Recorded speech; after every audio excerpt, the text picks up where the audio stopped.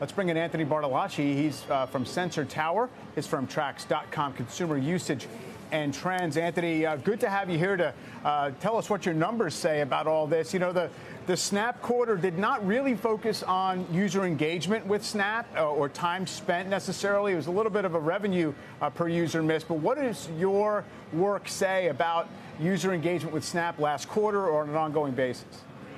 Yeah, and hi, Mike. Thanks for having me on. So, yeah, it kind of got buried with the changes to Apple's privacy guidelines and the way in which advertisers can collect data about users and how that hurts Snapchat's monetization. But from an engagement side, what we saw, basically over the summer months was that Snapchat weekly time spent per U.S. user was down slightly year over year.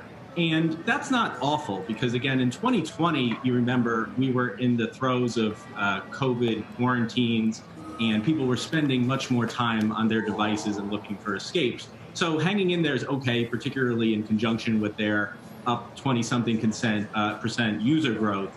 But I think what's really illuminating is just the disparity between Snapchat and TikTok from a time spent perspective.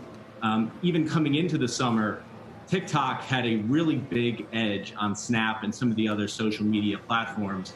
And we saw TikTok numbers up double digits year over year. So, Snap's holding in there with their users, but they're not seeing the gains that a service like TikTok is. And then what about Facebook then? Both Facebook Core and Instagram, are they suffering because in part of TikTok's gains? Yeah, a little bit. And I think, what is apparent in our data, and Sensor Tower has a proprietary panel of mobile users that provide us with this data.